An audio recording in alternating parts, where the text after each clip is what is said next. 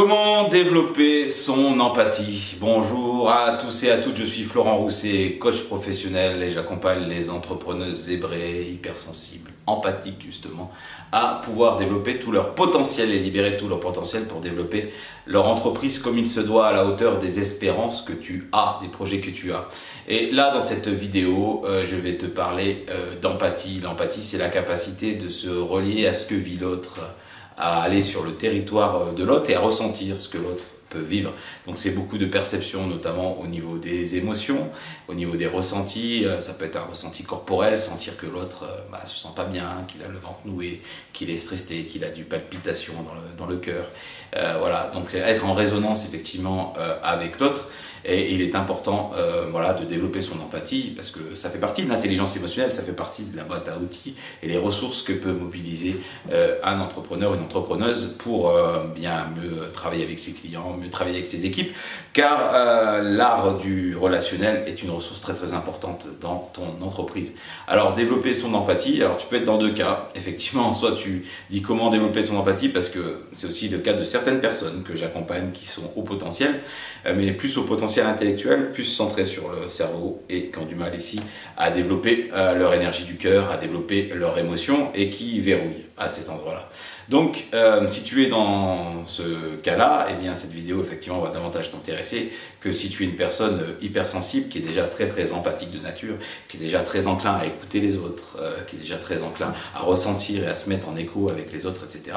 Donc là, j'ai d'autres vidéos sur la sensibilité, sur l'hypersensibilité, comment mieux gérer ses émotions quand on est hypersensible. Mais là, je vais rester dans le cas où effectivement où tu souhaites développer ton empathie parce que tu es plutôt localisé dans ton cerveau, dans ta tête, et tu es plutôt quelqu'un qui arrive au potentiel intellectuel, qui arrive à faire beaucoup de connexions, qui a beaucoup d'idées, qui a une rationalité, une logique, qui perçoit très très vite les autres, qui connecte très très vite aux choses, mais qui parfois ne les ressent pas forcément, a du mal à savoir comment il se sent.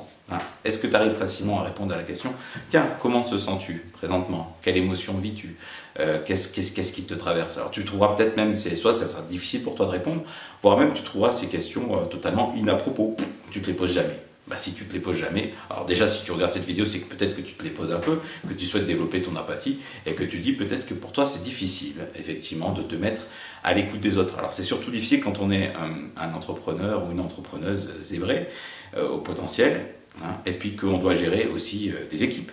On doit travailler avec des équipes, avec des collaborateurs qu'on doit recruter, qu'on doit former, qu'on doit faire travailler, qu'on doit faire arriver à atteindre des objectifs, qu'on doit faire qui être là aussi pour qu'ils puissent évoluer, qu'ils puissent s'épanouir, qu'on doit aussi travailler aussi avec des clients, avec des prospects, qu'on a une interaction permanente aussi avec des partenaires, et que l'empathie peut être une ressource et peut-être identifiée qu'à ce niveau-là, on te renvoyer peut-être, ou tu en as peut-être conscience, ou peut-être qu'on te le renvoie dans tes échanges, que tu es quelqu'un qui est beaucoup dans ta tête, qui pense très vite, qui agit très très vite, qui connecte très très vite, mais qui n'est pas forcément très à l'écoute.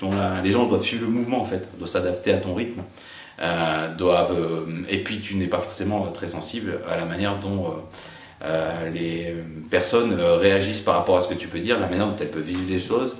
Tu n'es pas sensible non plus à la manière, les émotions qui peuvent la traverser. Tiens, une personne est en colère, je n'avais pas vu qu'elle était en colère, qu'elle était contrariée, que ce dont je lui ai fait part, ça lui a généré du stress, etc. Et tout un tas de non-dits et de non-perceptions qui vont peut-être créer à terme des difficultés relationnelles, des difficultés dans tes équipes, des difficultés aussi d'engagement, de motivation des personnes, parce que tu n'écoutes pas cette part d'eux qui a envie de s'exprimer ou qui a des fois du mal à s'exprimer, mais tu ne laisses pas forcément l'espace. Pour pouvoir laisser s'exprimer ces émotions-là. Donc peut-être, comment développer son empathie? Une peut-être des premières choses, c'est développer cet espace, des espaces d'écoute en fait, pour pouvoir écouter les autres et pour pouvoir être plus attentif peut-être à la partie relationnelle, à la partie humaine et moins à la partie métier, logique, organisationnelle, production, qui fait que tes idées, tu en as plein, que tu les mets en action, que tu les délègues et que ça avance. Ok, ça c'est une partie du travail d'un entrepreneur, d'avoir sa vision stratégique, d'avoir sa stratégie développée, de la communiquer à ses équipes, de la mettre en œuvre, de la gérer au quotidien, de déléguer, de mesurer, de vérifier que cette stratégie est bien mise en œuvre, que les outils sont bien utilisés, que les objectifs sont atteints, ok, que les ressources sont allouées, etc., d'identifier les éléments stratégiques, ça c'est le métier du chef d'entreprise ou de la chef d'entreprise. Ok, mais comment développer effectivement ton empathie pour être plus en lien avec tes équipes, plus en lien avec tes clients, plus en lien avec ton entourage professionnel. Donc laisser de l'espace à de la discussion peut-être non professionnelle, à parler moins et écouter plus. Voilà, ça peut être aussi une manière de développer son empathie.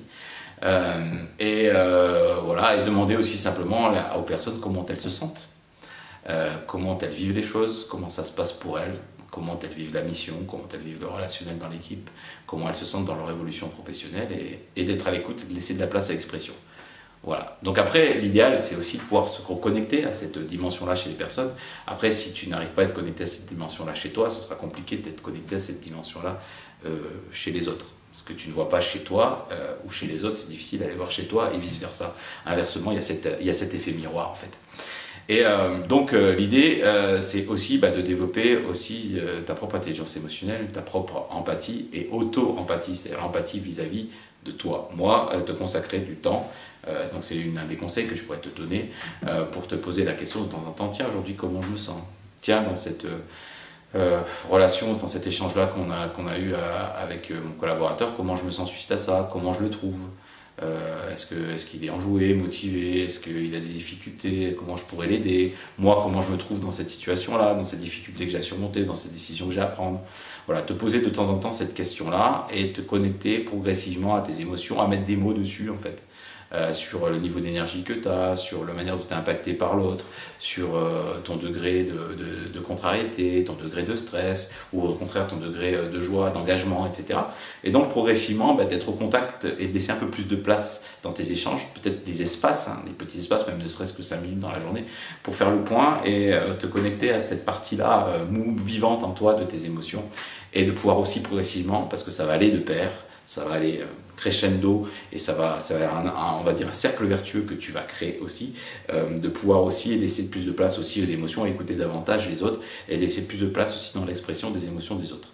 Donc c'est bien cette idée-là et un bon point de départ en fait pour que tu puisses développer ton empathie si tu es quelqu'un qui est plutôt dans la tête et qui souhaite équilibrer la tête et le cœur et marcher des deux pieds, voilà, de la tête et du cœur ensemble pour développer l'activité dans ton entreprise. Voilà, je tenais à faire cette vidéo même si avec la plupart des personnes que j'accompagne sont des êtres hypersensibles, connectés à leurs émotions, mais je sais qu'aussi que certains hauts potentiels, notamment intellectuels, ont cette part de vulnérabilité et d'émotions auxquelles ils ne sont pas forcément connectés. Et ça peut être aussi dû au fait qu'il y a certaines blessures ou certaines vulnérabilités qu'on ne veut pas aller réveiller et qu'on préfère masquer cette partie-là des émotions. Ça fera l'objet d'une autre vidéo. Je vais m'en arrêter là pour cette vidéo-là sur comment développer son empathie. Je t'espère t'avoir donné quelques clés.